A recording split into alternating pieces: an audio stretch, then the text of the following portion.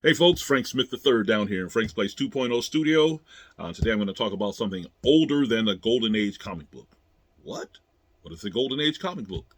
A Golden Age comic book is books generally considered to be from 1938, the first appearance of Superman, to 1954. I wrote it down. Silver Age comic books are generally considered to be 1956. I don't know what they were doing in 1955. I think they were trying to burn them, as a matter of fact. I'm being very serious because the powers that be thought that comic books were ruining children. Sound familiar? Okay, to the early 70s. And the Bronze Age was 1970 to 1986. 86 to now would be considered the modern age of comic books. Y'all know how big a comic book is. They got smaller as they went through the years. The Golden Age books were pretty large, good sized books. Then the Silver Age were good size, but not as big as the Golden. And then the Bronze and the Modern are roughly the same size. All right, so from 38 to now. Okay, what I'm about to show you is a book from 1916. Yeah, 1916. It's a comic book. It might not be considered a comic book as we know them. However, it's comedy in it, and it's used with broken English and the vernacular of the time. I guess is the best way to say it. This book was by a guy named Chase B. Jackson. Copyright 1916. Right there. And it's not in the same shape as a modern comic book, but it's still some funny stuff in it. And I'm trying to be careful here not to rip it. Here it is, Along the Firing Line with Roger Bean by Chick Jackson. In the book is Chaz or Chase Jackson. I'm not sure. He's from Indiana. I don't know exactly where. I did look it up once, but I don't remember exactly where he's from. And since I'm using my phone right now to record this, I can't just pull it up online and say, hey, hold on, y'all. I'm going to tell y'all exactly where this dude is from. So please look up Along the Firing Line with Roger Bean. He's from Indiana, the same state that I live in right now. Yes, right on, bro.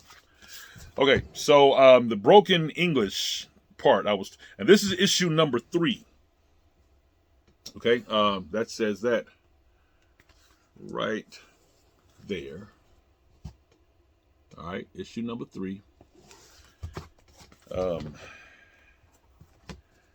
let's see here.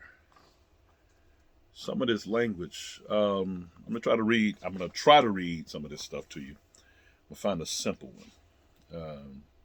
Okay, so actually, I'll tell you right here.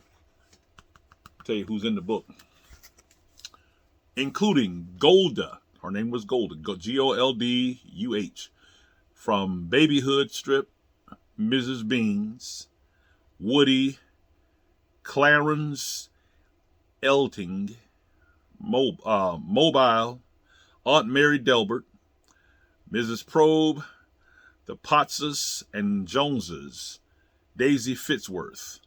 Woo! That's a whole lot of back in the day language. Okay, look down here. Look at the phonograph playing. Yeah. Yeah. Okay. I'm not even going to try to read this stuff, y'all. Wait, let me see if I can find something simple. Okay. So here's a quick one.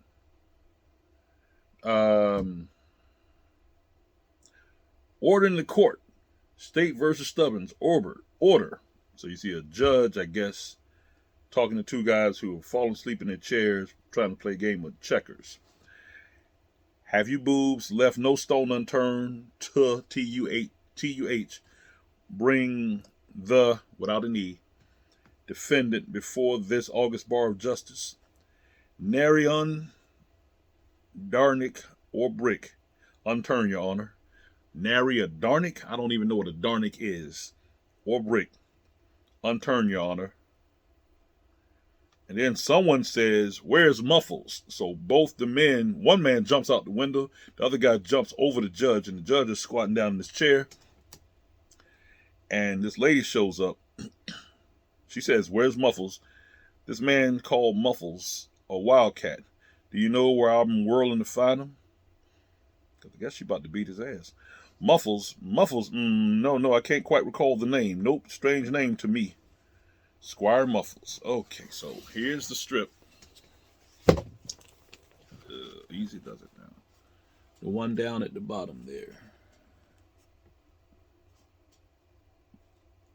Yeah. So, and you got to keep in mind too, a comic book was not just action figures and superheroes and villains. No. Comic books were comic book. Okay, there's some adult comic books that are not so comical as they are for adult. It's an interpretation that the artist has, the author, the illustrator. This is from 1916, so this is how they talked back then, 1916, and this was comedy back then, comical stuff. What I just showed you was, I hope you saw it well enough. I don't know how far I had the camera to the paper, to the book. Was comical. So they're in court. Two guys half asleep, and then somebody screams out, and one dude jumps out the window. One dude jumps over the judge. The judge squats down, and she showed up trying to see what's up. Who called me this? What's up? She go throw some hands. So anyway, this book is called Along the Firing Line with Roger Bean. This is issue number 3. This is my oldest comic book. It is not like a regular comic book, a normal modern comic book, or anything from the Golden Age, or the Silver Age, or anything like that. And these staples are super old.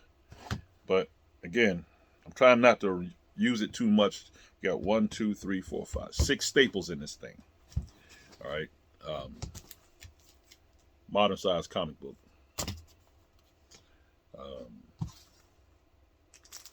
So anyway, there's a big difference here.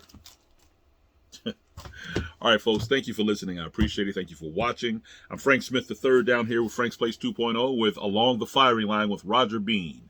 My oldest comic book by Chick Jackson. Look up Chick Jackson. He is from Indiana, I believe, and this is his work. Thank you, Chick Jackson. If you're still alive, I hope you are. If you're not, rest in peace, sir.